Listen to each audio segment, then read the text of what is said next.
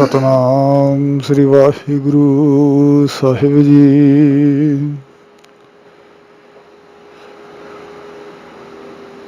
सतनाम श्री वाहिगुरु साहिब जी।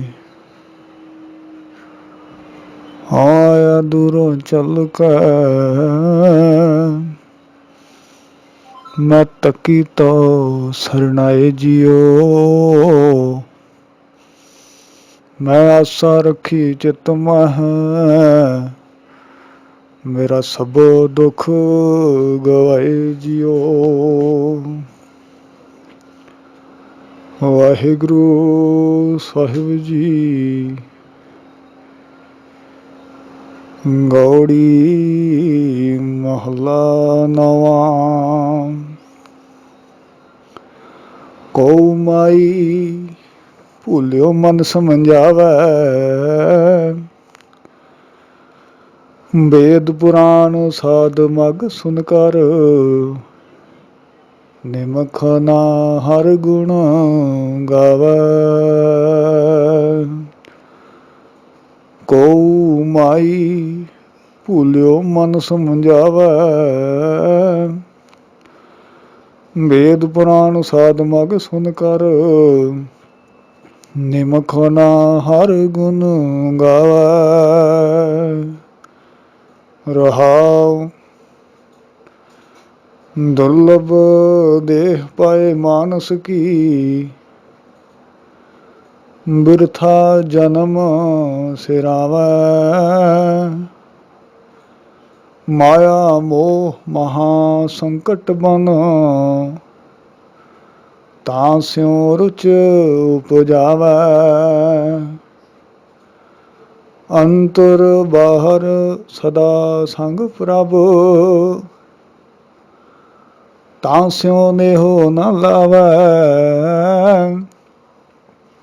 नानक मुक्त ताहि तुम मानो जेह कट राम समावै।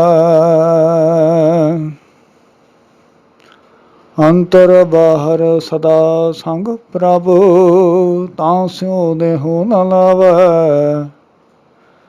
नानक मुक्त ताहे तुम मानो जेह कट राम समावै। परम सन्मानयोग जुगो जुग अटल चवर छतर सिंघासन दे मालक हाजरा हजूर जाहरा जहूर सर्व कला भरपूर मुजस्मा अब हयात समुची मानवता दे रहबर वालिए कुल आलम खंडा ब्रह्मंडा दे मालक दातार सतगुरु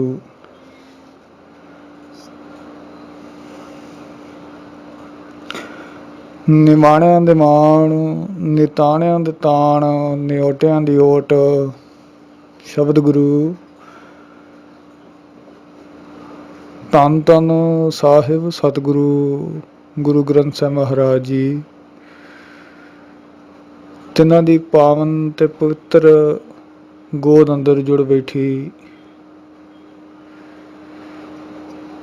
ਅਤੇ ਚੈਨਲ ਮੀਡੀਆ ਦੇ ਰਾਹੀਂ ਦੇਸ਼ਾਂ ਵਿਦੇਸ਼ਾਂ ਦੇ ਘਰਾਂ ਦੇ ਵਿੱਚ ਬੈਠ ਕੇ ਸਤਿਗੁਰੂ ਜੀ ਦੀ ਬਾਣੀ ਦੀ ਅੰਮ੍ਰਿਤਮਈ ਬਾਣੀ ਨਾਲ ਸਾਂਝ ਬਣਾ ਰਹੇ ਹੋ। ਗੁਰੂ ਪਿਆਰੇ ਗੁਰੂ ਸਵਾਰੇ ਸਤਿਕਾਰਯੋਗ ਸਤਸੰਗੀ ਜਨੋਂ ਵੱਡੇ ਭਾਗਾਂ ਵਾਲੇ ਹਾਂ। ਸਤਿਗੁਰੂ ਜੀ ਦੀ ਪਾਵਨ ਅੰਮ੍ਰਿਤਮਈ ਬਾਣੀ ਨਾਲ ਜੁੜ ਕੇ ਇਸ ਮਨੁੱਖਾ ਜਨਮ ਦੇ ਮਨੋਰਥ ਨੂੰ ਸਫਲਿਆਂ ਬਣਾਉਣ ਲਈ ਉਦਮ ਉਪਰਾਲੇ ਕਰ ਰਹੇ ਹਾਂ। ਅਕਾਲ ਪੁਰਖ ਵਾਹਿਗੁਰੂ ਜੀ ਨੇ ਅਪਾਰ ਕਿਰਪਾ ਕੀਤੀ ਹੈ ਜੋ ਅੰਮ੍ਰਿਤ ਵੇਲੇ ਤੋਂ ਲੈ ਕੇ ਹੁਣ ਤੱਕ ਗੁਰੂ ਦਰਬਾਰ ਦੀਆਂ ਹਾਜ਼ਰੀਆਂ ਭਰ ਰਹੇ ਹਾਂ। ਜਿੱਥੇ ਆਪ ਜੀ ਨੇ ਦਾਸ ਤੋਂ ਪਹਿਲਾਂ ਗੁਰੂ ਘਰ ਦੇ ਸਵਾਰਿਆਂ ਪਾਸੋਂ ਗੁਰੂ ਘਰ ਦੇ ਕੀਰਤਨੀਆਂ ਨਾਲ ਸਾਂਝ ਬਣਾਉਣ ਦਾ ਯਤਨ ਕੀਤਾ ਹੈ ਧੰਨ ਗੁਰੂ ਮਹਾਰਾਜ ਜੀ ਦੀ ਬਾਣੀ ਦੇ ਵਿੱਚੋਂ ਗੁਰੂ ਤੇਗ ਬਹਾਦਰ ਮਹਾਰਾਜ ਜੀ ਦੇ ਮੁਖੋਂ ਉਚਾਰਨ ਕੀਤਾ ਹੋਇਆ ਹੈ ਗੌੜੀ ਰਾਗ ਦਾ ਸ਼ਬਦ, ਜਿਸ ਦਾ ਪਾਠ ਦਾਸ ਨੇ ਆਪ ਜੀ ਨਾਲ ਸਾਂਝਾ ਕੀਤਾ ਹੈ, ਜੋ ਗੁਰੂ ਗ੍ਰੰਥ ਸਾਹਿਬ ਮਹਾਰਾਜ ਜੀ ਦੀ ਪਾਵਨ ਅੰਗ 219 ਤੇ ਸੁਸ਼ੋਭਿਤ ਹੈ। ਸਤਿਗੁਰੂ ਜੀ ਕਿਰਪਾ ਕਰਦੇ ਹਨ। ਗੁਰੂ ਮਹਾਰਾਜ ਜੀ ਕਹਿੰਦੇ ਹਨ, ਵਿਚਾਰਾਂ ਦੀ ਆਰੰਭਤਾ ਕਰਨ ਤੋਂ ਪਹਿਲਾਂ ਅੰਮ੍ਰਿਤ ਕੇ ਦਾਤੇ ਧੰਨ ਗੁਰੂ ਗੋਬਿੰਦ ਸਿੰਘ ਮਹਾਰਾਜ ਜੀ ਸੱਚੇ ਪਾਤਸ਼ਾਹ ਜੀ ਵੱਲੋਂ ਬਖਸ਼ਿਸ਼ ਕੀਤੀ ਹੋਈ ਮੁਬਾਰਕ ਫਤਿਹ ਨਾਲ ਸਾਂਝ ਬਣਾਈਏ। ਕੋਈ ਵੀ ਰਸਨਾ ਵਾਂਝੀ ਨਾ ਰਹੇ। ਸਾਰੇ ਆਖਿਓ ਜੀ ਵਾਹਿਗੁਰੂ ਜੀ ਕਾ ਖਾਲਸਾ, ਵਾਹਿਗੁਰੂ ਜੀ ਕੀ ਫਤਿਹ।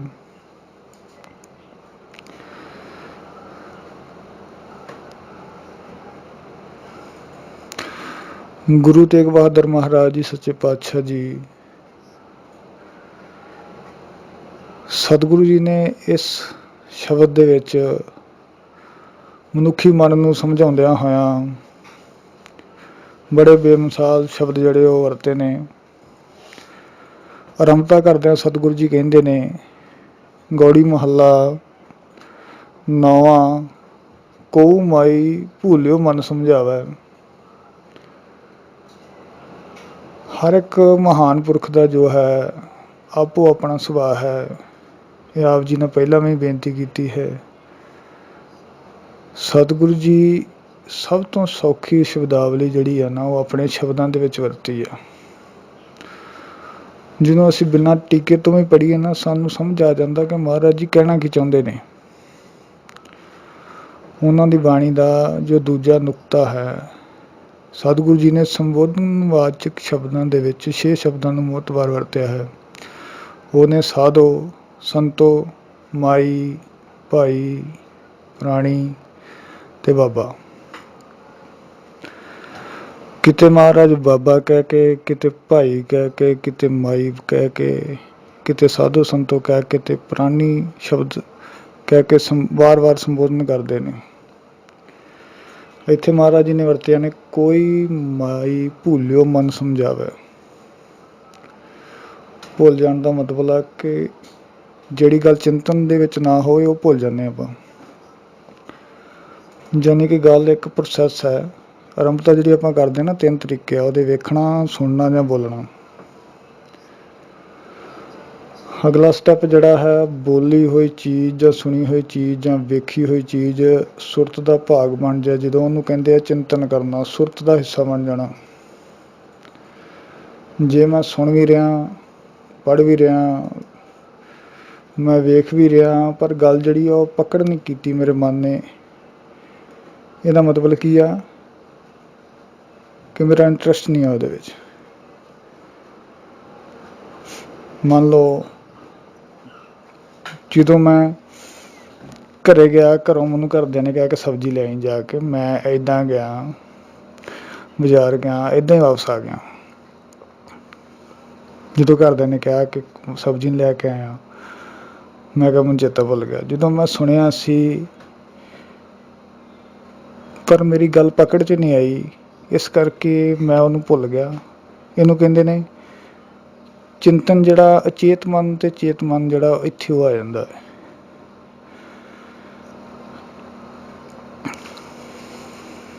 ਮਹਾਰਾਜ ਨੇ ਜੋ ਵੀ ਆਪਣੀ ਗੱਲ ਕੀਤੀ ਬਾਣੀ ਦੇ ਵਿੱਚ, ਉਹਨੂੰ ਛੱਡਿਆ ਨਹੀਂ। ਆਪਾਂ ਕਹਿੰਦੇ ਹਾਂ ਕਿ ਇੰਨੇ ਪਾਠ ਕਰਕੇ ਆਪਾਂ ਛੱਡ ਦਿੱਤੇ। ਮਹਾਰਾਜ ਜੀ ਕਹਿੰਦੇ ਨੇ ਕਿ ਪਾਠ ਜਿਹੜਾ ਕਰਨਾ ਵਾ ਉਹਨੂੰ ਆਪਣੇ ਅੰਦਰ ਹਿਰਦੇ 'ਚ ਸਮਾਉਣਾ, ਉਹਨੂੰ ਛੱਡਣਾ ਨਹੀਂ ਆ। ਗੁਰੂ ਮਹਾਰਾਜ ਕਹਿੰਦੇ ਨੇ, ਗੁਰੂ ਸੇਤੀ ਸਨਮੁਖ ਹੋਵੇ ਤਾਂ ਸਨਮੁਖ ਸਿੱਖ ਕੋਈ, ਜਿਉ ਰਹੇ ਗੁਰ ਨਾਲੇ, ਗੁਰ ਕੇ ਚਰਨ ਹਿਰਦੇ ਤੇ ਆਏ, ਅੰਤਰਾਤਮੇ ਸੰਭਾਲਣਾ। ਹੋਰ ਵੇਖੋ, ਗੁਰੂ ਪੂਰੇ ਜੋ ਬਚਨ ਕਹਿਆ, ਮੈਂ ਛੀਕ ਗਾਂਠੜੀ ਬਾਂਧਾ, ਪੱਲੇ ਨਾਲ ਘੁੱਟ ਕੇ ਬੰਨ ਲਿਆ ਸੰਭਾਲ ਕਰਨ ਲਈ। ਮਹਾਰਾਜ ਕਹਿੰਦੇ ਨੇ ਪੜਿਆ ਨਾ ਹੀ ਭੇਦ ਬੁੱਝੇ ਪਾਵਣਾ। ਮਹਾਰਾਜ ਕਹਿੰਦੇ ਨੇ ਬੁੱਝ ਲੈਣਾ, ਉਹਨੂੰ ਆਪਣੇ ਅੰਤਰਾਤਮੇ ਸਮਾ ਲੈਣਾ। ਉੱਥੇ ਮਹਾਰਾਜ ਇਹ ਨਹੀਂ ਕਹਿੰਦੇ, ਮਹਾਰਾਜ ਕਹਿਣਾ ਕਿੰਨੇ ਕੁ ਪਾਠ ਕੀਤੇ ਆ, ਕੋਈ ਪੁੱਛੇ ਨਾ ਕਿੰਨੇ ਪਾਠ ਕੀਤੇ, ਮੈਂ ਇੰਨੇ ਕੀਤੇ ਆ।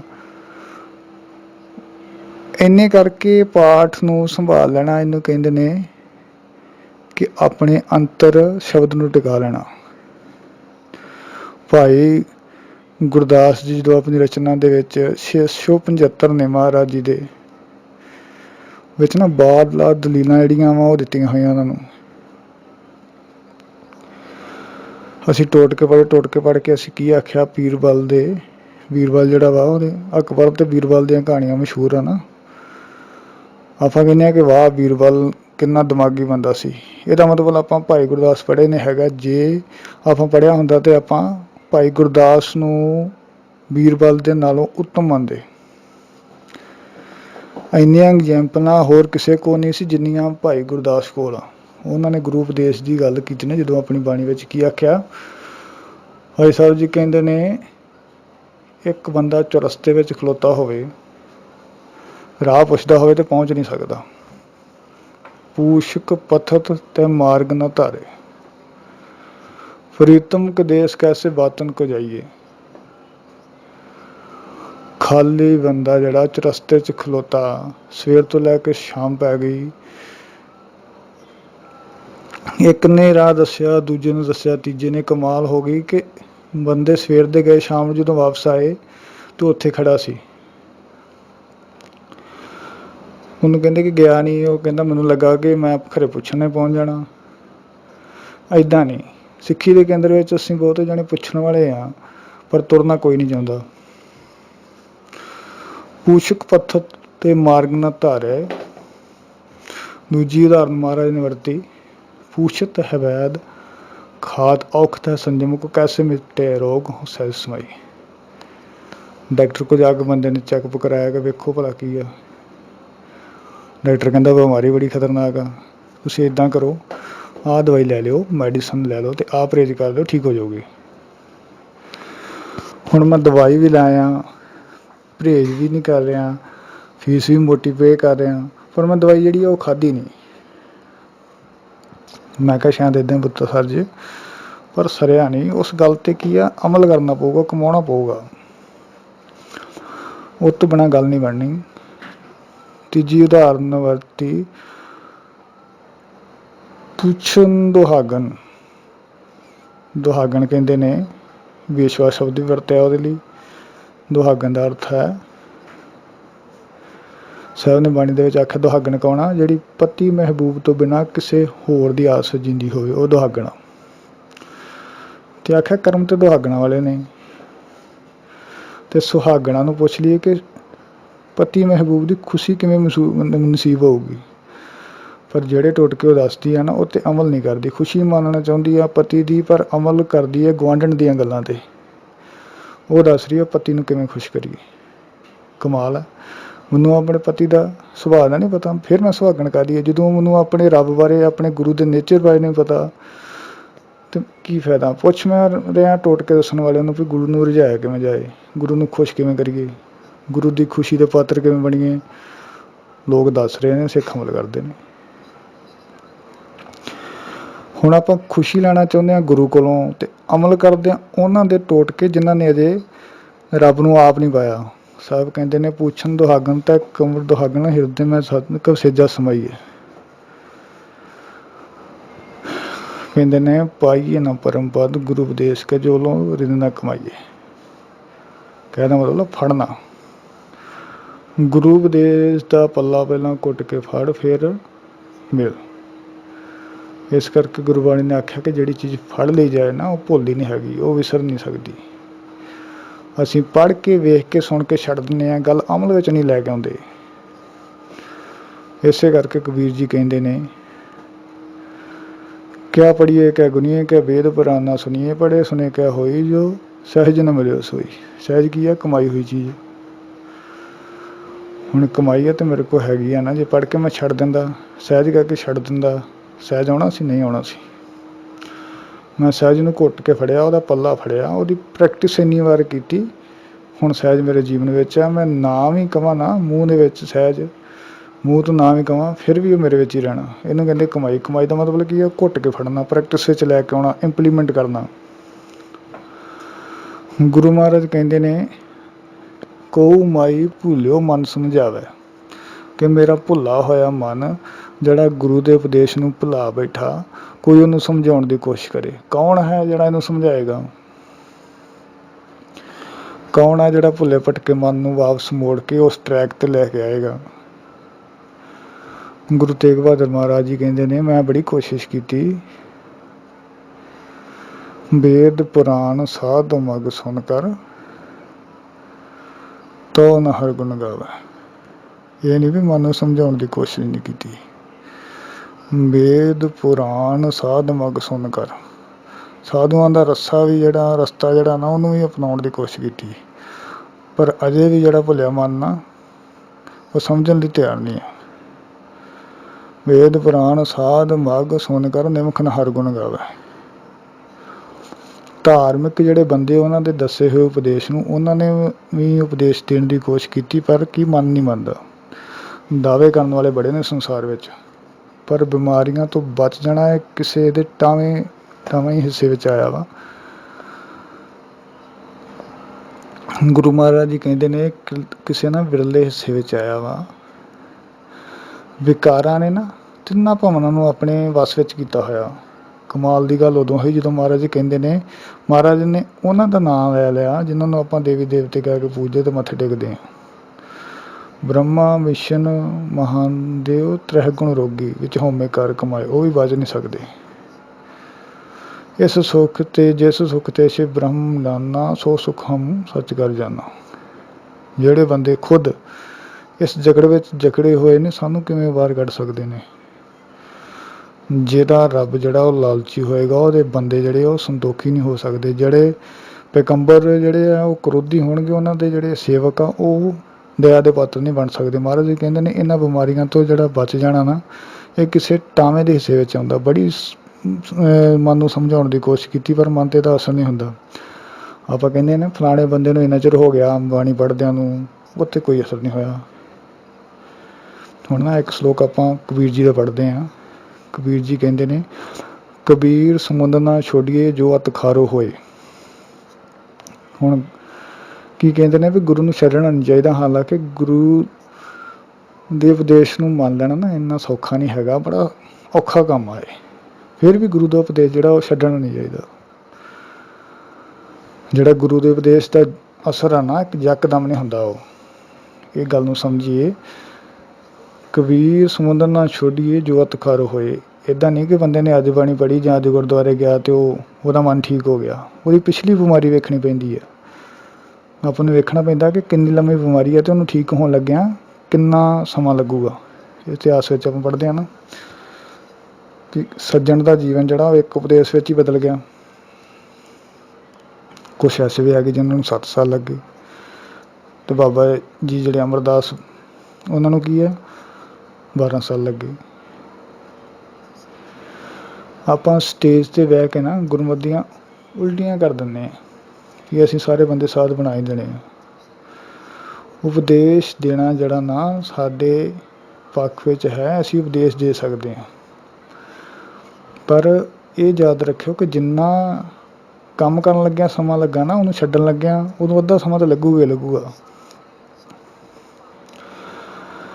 ਸਤਿਗੁਰੂ ਜੀ ਦੇ ਸ਼ਬਦਾਂ ਨੂੰ ਪੜ੍ਹ ਕੇ ਵੇਖੀਏ ਮਹਾਰਾਜ ਕਿਹੜੇ ਲੈਵਲ 'ਤੇ ਜਾ ਕੇ ਗੱਲ ਕਰਦੇ ਆ। ਆਪਾਂ ਤਤਪਰ ਉੱਥੇ ਪਹੁੰਚ ਜਾਂਦੇ ਹਾਂ। ਆਪਾਂ ਕਹਿੰਦੇ ਹਾਂ ਕਿ ਇਹ ਬੰਦੇ ਨੂੰ ਇੰਨਾ ਚਿਰ ਹੋ ਗਿਆ, ਉਹ ਤਾਂ ਬਦਲਿਆ ਨਹੀਂ। ਉੱਥੇ ਦੂਜਾ ਪੱਖ ਵੀ ਵੇਖੀਏ ਕਿ ਆਪਣੇ ਆਪ ਨੂੰ ਜਿਹੜਾ ਪ੍ਰੋਟੈਕਟ ਕਰਨਾ ਨਾ, ਇਹ ਸਭ ਤੋਂ ਵੱਧ ਜਿਹੜੀ ਆ ਉਹ ਮਾਇਨੇ ਰੱਖਦੀ ਗੱਲ। ਜਦੋਂ ਕੋਈ ਮੈਨੂੰ ਕਹਿੰਦਾ ਨਾ ਕਿ ਤੂੰ ਬਾਣੀ ਨਹੀਂ ਪੜ੍ਹਦਾ, ਉਦੋਂ ਮੈਂ ਕਹਿੰਦਾ ਕਿ ਇਹਨੂੰ ਇੰਨਾ ਚਿਰ ਹੋ ਗਿਆ ਬਾਣੀ ਪੜ੍ਹਦੇ ਨੂੰ, ਇਹਨੂੰ ਨਹੀਂ ਅਸਰ ਹੋਇਆ ਤਾਂ ਮੈਨੂੰ ਕਿੱਥੋਂ ਹੋ ਜਾਏਗਾ। ਜੇ ਕਿਸੇ ਨੂੰ ਕਹੀਏ ਨਾ ਤੂੰ ਖੰਡੇ ਬਾਟੇ ਦੀ ਪੋਲ ਨਹੀਂ ਸਕਦਾ, ਉਹ ਕਹਿੰਦਾ ਵੀ ਉਹਨੇ ਕਿਹੜਾ ਛੱਕ ਕੇ ਰੰਗ ਲਾਤੇ ਜਿਹੜੇ ਮੇਰੇ ਕੋਲ ਨਹੀਂ ਲੱਗਣੇ। ਗੱਲ ਸਿਰਫ ਇਹੀ ਆ, ਅਸੀਂ ਕੀ ਆ ਧਰਮ ਦੇ ਖੇਤਰ ਦੇ ਵਿੱਚ ਐਗਜ਼ੈਂਪਲ ਕਿਸ ਬੰਦੇ ਦੀ ਦੇ ਰਹੇ ਹਾਂ, ਜਿਹੜਾ ਬੰਦਾ ਅਨਸਕਸੈਸਫੁਲ ਆ, ਫੇਲ ਹੋ ਗਿਆ ਜਿਹੜਾ। ਜਿਹੜਾ ਕਾਮਯਾਬ ਨਹੀਂ ਹੋ ਪਾਇਆ। ਹਾਰੇ ਹੋਏ ਬੰਦਿਆਂ ਦੀਆਂ ਉਦਾਹਰਨਾਂ ਆਪਾਂ ਧਰਮ ਦੇ ਖੇਤਰ ਵਿੱਚ ਦਿੰਦੇ ਹਾਂ। ਇਹ ਜਿਹੜਾ ਕੰਮ ਆਪਾਂ ਸਮਾਜਿਕ ਖੇਤਰ ਵਿੱਚ ਨਹੀਂ ਕਰਦੇ। ਜਦੋਂ ਆਪਣੇ ਬੱਚੇ ਨੂੰ ਅਸੀਂ ਪੜ੍ਹਨੇ ਪਾਉਂਦੇ ਹਾਂ, ਕੀ ਕਹਿੰਦੇ ਹਾਂ ਕਿ ਫਲਾਣੇ ਵੇਲ ਵੇਖ, ਆਪਣੇ ਚਾਚੇ ਦੇ ਪੁੱਤ ਵਾਲੇ ਵੇਖ, ਆਪਣੇ ਤਾਏ ਦੇ ਪੁੱਤ ਵੱਲ ਵੇਖ, ਆਪਣੀ ਭੂਆ ਦੀ ਕੁੜੀ ਵੱਲ ਵੇਖ, ਕਿੰਨੇ ਪੜ੍ਹ ਗਏ ਆ। ਤੂੰ ਨਿਕੰਮਾ ਰਹੇਂਗਾ ਸਾਰੀ ਉਮਰ, ਤੂੰ ਵੀ ਤਗੜਾ ਹੋ ਕੇ ਪੜ੍ਹ। ਅਸੀਂ ਆਪਣੇ ਬੱਚੇ ਨੂੰ ਮੈਡੀਕਲ ਕਾਲਜ ਵਿੱਚ ਪਾਇਆ ਅਤੇ ਕੀ ਆਖਿਆ ਕਿ ਫਲਾਣੇ ਹੌਸਪੀਟਲ ਦੇ ਡਾਕਟਰ ਵੱਲ ਵੇਖ, ਕਿੰਨਾ ਉਹਦਾ ਨਾਮ ਆ। ਅਸੀਂ ਆਪਣੇ ਬੱਚੇ ਨੂੰ ਲੋਇਰ ਬਣਾਇਆ, ਵਕੀਲ ਬਣਾਇਆ, ਅਤੇ ਕੀ ਕਹਿੰਦੇ ਆ, ਫਲਾਣੇ ਵਕੀਲ ਵੱਲ ਵੇਖ, ਉਹਦਾ ਕਿੰਨਾ ਨਾਮ ਆ ਸਮਾਜ ਦੇ ਵਿੱਚ। ਲੈਣ ਲੱਗੀ ਲੈਂਦੀ ਹੈ ਗਾਹਕਾਂ ਦੀ ਉਹਦੇ ਮਗਰ। ਸਾਰੇ ਲੋਕ ਤਰਲੇ ਰਹਿੰਦੇ ਆ ਵੀ ਸਾਡਾ ਕੇਸ ਲੈ ਲਓ, ਸਾਡਾ ਕੇਸ ਲੈ ਲਓ। ਫਲਾਣੇ ਇੰਜੀਨੀਅਰ ਵੱਲ ਵੇਖ, ਸਰਕਾਰਾਂ ਨਾ ਤਰਲੇ ਕੱਢਦੀਆਂ ਉਸ ਦੀਆਂ ਵੀ ਇਸ ਬੰਦੇ ਕੋਲ ਕੰਮ ਕਰਾਉਣਾ। ਅਸੀਂ ਕਦੀ ਆਖਿਆ ਕਿ ਫਲਾਣੇ ਡਾਕਟਰ ਵੱਲ ਵੇਖ, ਕਿਡਨੀਆਂ ਕਰਦਾ ਫੜਿਆ ਗਿਆ, ਆਪਰੇਸ਼ਨ ਕੀਤਾ ਅਤੇ ਕੈਂਚੀ ਵਿੱਚ ਰਹਿ ਗਈ। ਡਾਕਟਰ ਬਣ ਕੇ ਕਿਹੜਾ ਤੂੰ ਰੰਗ ਲਾ ਦੇਂਗਾ। ਆਪਾਂ ਕੀ ਕਰਦੇ ਹਾਂ ਵੀ ਢਹਿੰਦੀ ਕਲਾ ਵੱਲ ਉਹਦਾ ਖਿਆਲ ਨਹੀਂ ਦਿਵਾਉਂਦੇ। ਫਲਾਣਾ ਇੰਜੀਨੀਅਰ ਜਿਹੜਾ ਉਹ ਪੋਲ ਖਾ ਗਿਆ, ਫਲਾਣਾ ਲੀਡਰ ਜਿਹੜਾ ਉਹ ਭ੍ਰਿਸ਼ਟਾਚਾਰ ਆ। ਨੈਗੇਟਿਵਿਟੀ, ਆਪਾਂ ਨੈਗੇਟਿਵਿਟੀ ਨਹੀਂ ਉਹਦੇ 'ਚ ਪੈਦਾ ਕਰਦੇ। ਆਪਾਂ ਜਿਹੜੇ ਬੰਦੇ ਸਕਸੈਸਫੁੱਲ ਆ ਉਹਨਾਂ ਦੀਆਂ ਉਦਾਹਰਨਾਂ ਦਿੰਦੇ ਹਾਂ। ਅਤੇ ਧਰਮ ਦੇ ਖੇਤਰ ਵਿੱਚ ਜਿਹੜੇ ਆ ਆਪਾਂ ਉਦਾਹਰਨਾਂ ਦਿੰਦੇ ਹਾਂ ਅਨਸਕਸੈਸ ਬੰਦੇ ਜਿਹੜੇ ਆ, ਹਾਰੇ ਹੋਏ ਬੰਦਿਆਂ ਦੀ। ਕਮਾਲ ਦੀ ਗੱਲ ਆ, ਖੰਡੇ ਬਾਟੇ ਦੀ ਪੋਲ ਛਕਣ ਵਾਲੇ ਨੂੰ ਉਹ ਬੰਦਾ ਤੇ ਨਜ਼ਰ ਆ ਗਿਆ ਜਿਹਨੇ ਅੰਮ੍ਰਿਤ ਛਕ ਕੇ ਅਤੇ ਕਿਰਪਾਨ ਕਿੱਲੀ ਨਾ ਟੰਗੀ ਆ। ਪਰ ਅੰਮ੍ਰਿਤ ਕਾ ਦਾਤਾ ਗੁਰੂ ਗੋਬਿੰਦ ਸਿੰਘ ਚੇਤੇ ਨਹੀਂ ਆਇਆ, ਜਿਹਨੇ ਖੰਡੇ ਬਾਟੇ ਦੀ ਪੋਲ ਵਾਸਤੇ ਆਪਣਾ ਸਾਰਾ ਪਰਿਵਾਰ ਕੁਰਬਾਨ ਕਰ ਦਿੱਤਾ।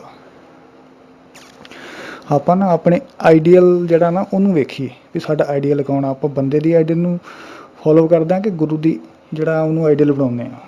ਗੁਰੂ ਵਰਗੇ ਬਣਨਾ ਕਿ ਬੰਦੇ ਵਰਗੇ ਬਣਨਾ, ਇਹ ਪੁੱਛੀਏ ਗੁਰਬਾਣੀ ਨੂੰ।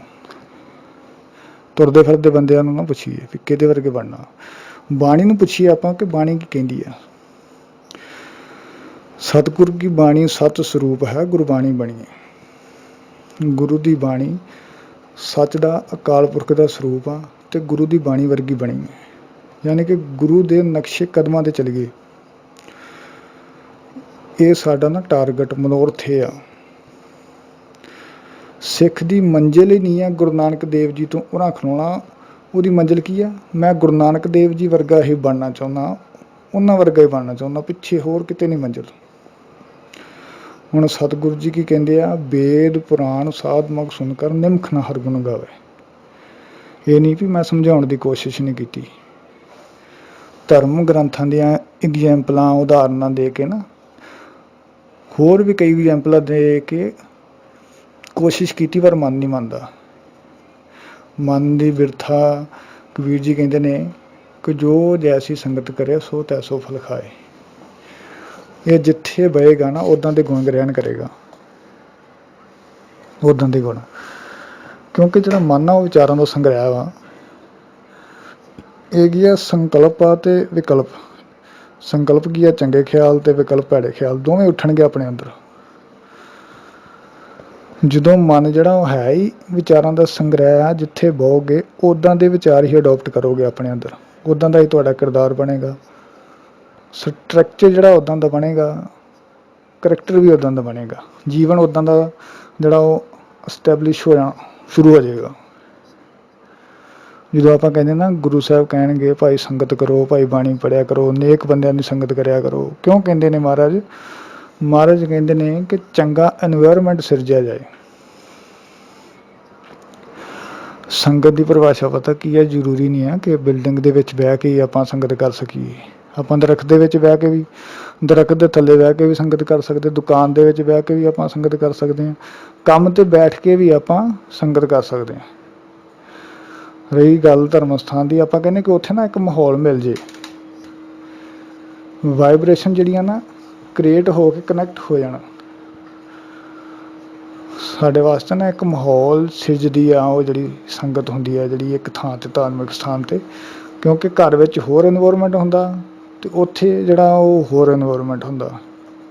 ਜਿਹੜਾ ਸਕੂਲ 'ਚ ਅਸਰ ਹੁੰਦਾ ਨਾ ਬੰਦੇ ਦੇ, ਬੱਚੇ ਦੇ ਜਿਹੜਾ ਸਕੂਲ ਦੇ ਵਿੱਚ ਅਸਰ ਹੋਣਾ, ਉਹ ਘਰ ਦੇ ਵਿੱਚ ਉਹ ਗੱਲ ਨਹੀਂ ਬਣਦੀ। ਔਨਲਾਈਨ ਬੱਚੇ ਦੇ ਉਹ ਗੱਲ ਨਹੀਂ ਬਣਦੀ ਜਿਹੜਾ ਬੱਚਾ ਕਲਾਸ ਦੇ ਵਿੱਚ ਬਹਿ ਕੇ ਕੰਮ ਸਿੱਖ ਲੈਂਦਾ ਵਾ।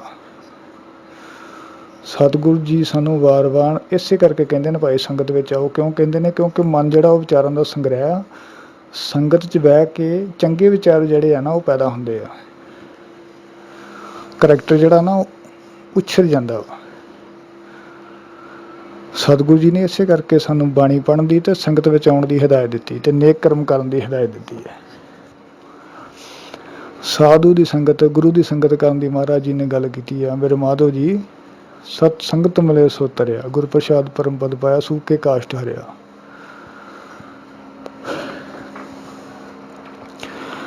ਅਵਰ ਕਾਜ ਤੇਰੇ ਕਿਤੇ ਨਾ ਕਾਮ, ਸਾਧ ਸੰਗਤ ਭਜ ਕੇਵਲ ਨਾਮ।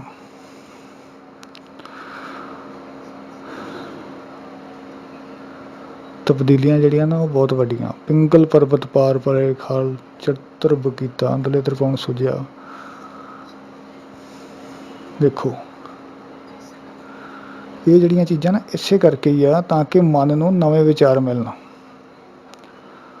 ਮਨ ਨੂੰ ਜਿਹੜਾ ਬੰਨਿਆ ਜਾਣਾ ਨਾ ਉਹ ਵਿਕਾਰੀ ਕਰਮ ਕਾਂਡਾਂ ਦੇ ਨਾਲ ਨਹੀਂ। ਮਨ ਦਾ ਜਿਹੜਾ ਕੰਮ ਆ ਨਾ ਉਹ ਗਿਆਨ ਨਾਲ ਬੰਨਿਆ ਜਾਣਾ। ਮਨ ਨੂੰ ਗੁਰਬਿਨ ਗਿਆਨ ਨਾ ਹੋਏ, ਇਸ ਗੱਲ ਨਾਲ ਬੰਨਿਆ ਜਾਣਾ।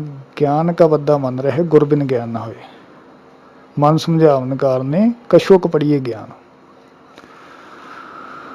ਸੋ ਇੱਥੇ ਆਣ ਕੇ ਬੰਨਿਆ ਜਾਣਾ। ਗੁਰੂ ਜੀ ਕਹਿੰਦੇ ਨੇ, ਵੇਦ ਪੁਰਾਣ ਸਾਧ ਮਗ ਸੁਣ ਕਰ, ਨਿਮਖ ਨਾ ਹਰ ਗੁਣ ਗਾਵੇ।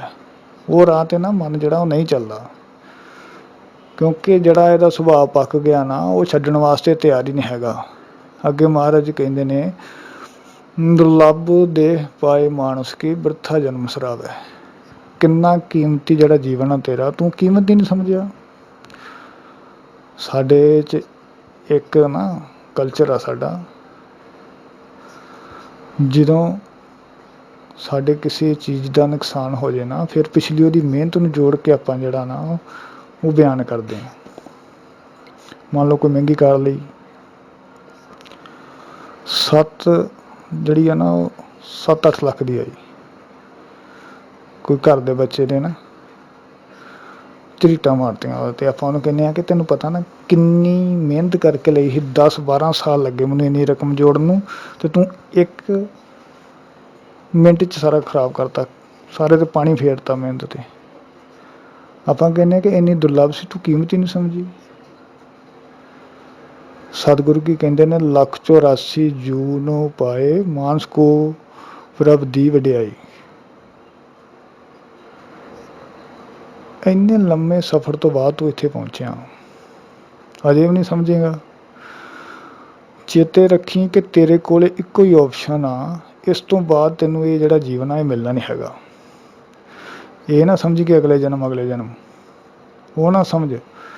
ਕਥਾ ਕਹਾਣੀ ਜਿਹੜੀਆਂ ਉਹ ਕਾਲਪਨਿਕ ਆ, ਅਸਲ ਨਹੀਂ ਆ ਉਹ। ਮਾਰੋ ਕਿ ਪੀਰ ਜੈਸੇ ਬਸਥਾ ਕੋ ਰਾਜ ਹੈ, ਉਹ ਗੱਲ ਆ। ਇੱਕ ਹੀ ਆਪਸ਼ਨ ਆ, ਕਬੀਰ ਮਾਨਸ ਜਨਮ ਦੁਰਲੰਭ ਹੈ, ਹੋਏ ਨਾ ਬਾਰ ਬਾਰ।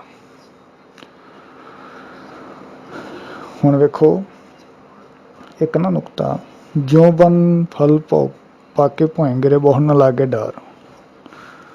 ਅਸੀਂ ਇਹਦਾ ਅਰਥ ਪਤਾ ਕੀ ਕਰਦੇ ਹਾਂ? ਕਬੀਰ ਸਾਹਿਬ ਨੇ ਆਖਿਆ ਕਿ ਮਨੁੱਖਾ ਜਨਮ ਬੜਾ ਕੀਮਤੀ ਆ, ਇੱਕ ਵਾਰੀ ਮਿਲਣਾ। ਜਿਵੇਂ ਟਾਹਣੀ ਤੋਂ ਟੁੱਟਾ ਹੋਇਆ ਫਲ ਦੁਬਾਰਾ ਨਹੀਂ ਲੱਗਦਾ, ਉਦੋਂ ਤੂੰ ਵੀ ਦੁਬਾਰਾ ਜਨਮ ਨਹੀਂ ਲੈਣੀ। ਠੀਕ ਆ, ਉਹ ਇੱਕ ਵੱਖਰਾ ਪ੍ਰਕਰਮ ਆ। ਪਰ ਗੁਰਬਾਣੀ ਪੜ੍ਹ ਕੇ ਨਾ ਸਿੱਖ ਨੂੰ ਇੰਨੀ ਕੁ ਸਮਝ ਆ ਜਾਣੀ ਚਾਹੀਦੀ ਆ, ਅਸੀਂ ਮੂਲ ਨਾਲ ਜੁੜਨ ਵਾਲੇ ਹਾਂ, ਟਾਹਣੀਆਂ ਨਾਲ ਜੁੜਨ ਵਾਲੇ ਨਹੀਂ ਹੈਗੇ। ਇੱਥੇ ਗੱਲ ਕੀ ਕੀਤੀ ਆ ਕਿ ਜੋ ਬੰਨ ਫਲ ਪਾ ਕੇ ਭੋਏ ਗਿਰੇ, ਬਹੁ ਨਾ ਲਾਗੇ ਡਾਰ, ਕਿ ਟੁੱਟੇ ਹੋਏ ਪਲ ਜਿਹੜੇ ਟਾਹਣੀਆਂ ਨਾਲ ਦੁਬਾਰਾ ਨਹੀਂ ਜੁੜਦੇ। ਠੀਕ ਆ, ਸਾਨੂੰ ਜੁੜਨ ਦੀ ਲੋੜ ਵੀ ਕੀ ਆ? ਅਸੀਂ ਟਾਹਣੀਆਂ ਨਾਲ ਕਿਉਂ ਜੁੜੀਏ? ਸਾਨੂੰ ਜੁੜਨ ਦੀ ਕੀ ਲੋੜ ਆ? ਸਾਨੂੰ ਤੇ ਗੁਰਬਾਣੀ ਇੱਥੋਂ ਤੱਕ ਆਖਿਆ, ਮੂਲ ਛੋੜ ਡਾਲੀ ਲੱਗੈ ਕਿਆ ਬਾਂਦਰ ਛਾਏ। ਉਹਨਾਂ ਦੇ ਸਿਰ 'ਚ ਕੀ ਆ? ਸਵਾਹ ਪੈਂਦੀ ਆ, ਜਿਹੜੇ ਨਾ ਮੂਲ ਨੂੰ ਛੱਡ ਕੇ ਟਾਹਣੀਆਂ ਨਾਲ ਲੱਗਦੇ ਆ।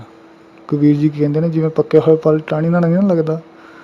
ਸਿੱਖ ਤੂੰ ਪੱਕਿਆ ਫਲ ਆ, ਤੂੰ ਟਾਹਣੀਆਂ ਨਾਲ ਲੱਗਣ ਵਾਲਾ ਫਲ ਨਹੀਂ। ਹੁਣ ਤੂੰ ਮਾਲਕ ਦੇ ਕੋਲ ਪਹੁੰਚਣ ਵਾਲਾ ਹੋ ਗਿਆ। ਜਿਵੇਂ ਪੱਕਾ ਹੋਇਆ ਫਲ ਮਾਲਕ ਦੇ ਕੋਲ ਪਹੁੰਚ ਜਾਂਦਾ ਨਾ, ਕਿਉਂ ਪਹੁੰਚਦਾ? ਕਿਉਂਕਿ ਉਹਨੇ ਮੁਸੀਬਤਾਂ ਬਹੁਤ ਸਹੀਆਂ, ਉਹਨੇ ਝੱਖੜਾਂ ਦਾ, ਝਾਂਗੀਆਂ, ਹਨੇਰਿਆਂ ਦਾ, ਤੋਤਿਆਂ ਦਾ, ਗਾਲੜਾਂ ਦਾ ਮੁਕਾਬਲਾ ਕੀਤਾ, ਤਾਂ ਜਾ ਕੇ ਕਿਤੇ ਮਾਲਕ ਕੋਲ ਪਹੁੰਚਿਆ ਉਹ।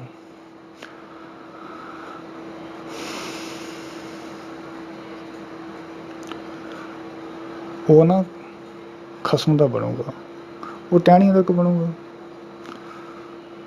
ਉਹ ਹੋਰ ਆ ਜਿਹੜੇ ਟਹਿਣੀਆਂ ਨਾਲ ਲੱਗਦੇ, ਉਹ ਮਨਮੁੱਖ ਆ ਜਿਹੜੇ ਪੱਕਣ ਤੋਂ ਬਾਅਦ ਵੀ ਟਹਿਣੀਆਂ ਨਾਲ ਲੱਗੇ ਰਹਿੰਦੇ ਆ। ਅਸੀਂ ਗੁਰੂ ਨਾਲ ਲੱਗਣ ਵਾਲੇ ਆ, ਅਸੀਂ ਟਹਿਣੀਆਂ ਨਾਲ ਲੱਗਣ ਵਾਲੇ ਨੇ। ਮੂਲ ਕੀ ਆ? ਪੱਤਰ ਪੁਰਜੇਨ ਝੜਿੰਗ ਨਹਿ ਜੜਿੰਗ। ਸਾਡਾ ਮੂਲ ਕੀ ਆ? ਮਨ ਤੂੰ ਜੋਤ ਸਰੂਪ ਹੈ, ਆਪਣਾ ਮੂਲ ਪਛਾਣ।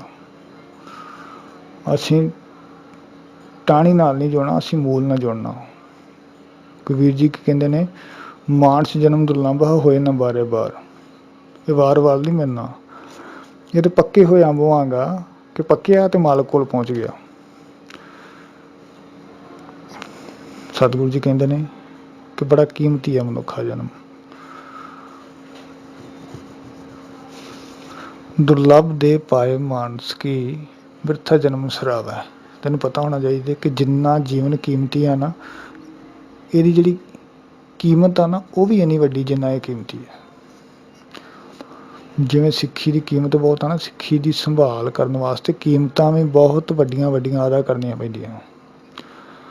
ਜੀਵਨ ਕੀਮਤੀ ਬਹੁਤ ਆ, ਕੀਮਤੀ ਗੁਣਾ ਕਰਕੇ ਆ। ਇੰਨੀ ਇੱਜ਼ਤ ਨੂੰ ਬਣਾਉਣ ਵਾਸਤੇ ਨਾ ਕੁਰਬਾਨੀਆਂ ਵੀ ਵੱਡੀਆਂ ਵੱਡੀਆਂ ਦੇਣੀਆਂ ਪੈਂਦੀਆਂ। ਜੇ ਆਖੀਏ ਕਿ ਤੁਹਾਡਾ ਜੀਵਨ ਬੜਾ ਕੀਮਤੀ ਆ, ਤੱਤੀ ਤਵੀ ਤੇ ਨਾ ਬਹੁਤ ਆਪਣਾ ਜੀਵਨ ਬਚਾਓ, ਉਹ ਜੀਵਨ ਕਾਹਦਾ? ਉਹ ਤੇ ਗੁਲਾਮੀ ਆ। ਸਾਡੀ ਸ਼ਰਤ ਮੰਨ ਲਓ ਤੇ ਆਪਣਾ ਜੀਵਨ ਬਚਾ ਲਓ, ਉਹ ਕੀਮਤੀ ਨਹੀਂ ਹੈਗਾ। ਸਰੀਰ ਦੀ ਕੀਮਤ ਦਾ ਮਤਲਬ ਆ ਵੀ ਗੁਲਾਮੀ ਤੋਂ ਬਿਨਾਂ ਰਹਿ ਕੇ ਨਾ, ਭਾਵੇਂ ਛੋਟੀ ਜਿਹੀ ਉਮਰ ਕਿਉਂ ਨਾ ਜੀਵੇ, ਪਰ ਆਜ਼ਾਦੀ ਦੇ ਨਾਲ ਜੀਵੋ, ਸੋਹਣੇ ਤਰੀਕੇ ਦੇ ਨਾਲ ਬਤੀਤ ਕਰੀਏ ਜੀਵਨ। ਸਾਹਿਬ ਜੀ ਕੀ ਕਹਿੰਦੇ ਨੇ? ਮਾਇਆ ਮੋਹ ਮਹਾ ਸੰਕਟ ਬਨ ਤਾਂਸਿਓ ਰੁਚ ਉਪਜਾਵੇ। ਮਾਇਆ ਦੇ ਨਾਲ ਤੇਰੀ ਲੱਗਣ ਲੱਗੀ, ਗਿਆਨਤਾ ਦੇ ਵਿੱਚ ਜੀਵਨ ਜੀ ਰਿਹਾ। ਚਾਹੀਦਾ ਕੀ ਸੀ? ਗੁਰੂ ਦੇ ਗਿਆਨ ਵਿੱਚ ਆਪਣੇ ਜੀਵਨ ਨੂੰ ਬਤੀਤ ਕਰਨਾ। ਸਾਹਿਬ ਕੀ ਕਹਿੰਦੇ ਕਿ ਹਰ ਥਾਂ ਜਿਹੜੀ ਸੁਰਤ ਨਹੀਂ ਜੋੜਦਾ ਬੰਦਾ, ਅੰਤਰ ਬਾਹਰ ਸਦਾ ਸੰਗ ਪ੍ਰਭ ਤਾਂਸਿਓ ਨੇ ਹੁਣ ਲਾਵੇ। ਵੀ ਉਹ ਸਾਰੀਆਂ ਥਾਵਾਂ 'ਤੇ ਵਿਆਪਕ ਆ। ਸਤਿਗੁਰੂ ਜੀ ਕੀ ਕਹਿੰਦੇ ਨੇ? ਮਨਮੁੱਖ ਬੰਦਾ ਜਿਹੜਾ ਨਾ, ਪਰਮੇਸ਼ਰ ਦੀ ਜੋਤ ਨਾਲ ਜੁੜਨ ਦਾ ਕੋਸ਼ਿਸ਼ ਹੀ ਨਹੀਂ ਕਰਦਾ। ਰੱਬ ਅੰਦਰ ਵੀ ਆ, ਰੱਬ ਬਾਹਰ ਵੀ ਆ,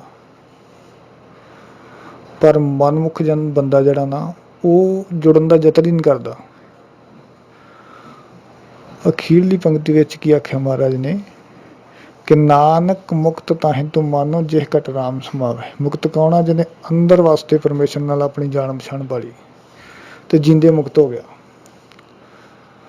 ਸਤਿਗੁਰੂ ਜੀ ਅੱਜ ਦੇ ਇਸ ਮੁਬਾਰਕ ਸ਼ਬਦ ਦੇ ਵਿੱਚ ਬਾ ਕਮਾਲ ਜਿਹੜਾ ਗਿਆਨ ਆ ਸਾਨੂੰ ਬਖਸ਼ਿਸ਼ ਕਰਦੇ ਆ। ਸਤਿਗੁਰੂ ਜੀ ਕਿਰਪਾ ਕਰਨ, ਅਸੀਂ ਬਾਣੀ ਦੇ ਮੁਤਾਬਕ ਆਪਣਾ ਜੀਵਨ ਬਤੀਤ ਕਰਕੇ ਉੱਚੇ ਸੁੱਚੇ ਜੀਵਨ ਦੇ ਮਾਲਕ ਬਣ ਸਕੀਏ।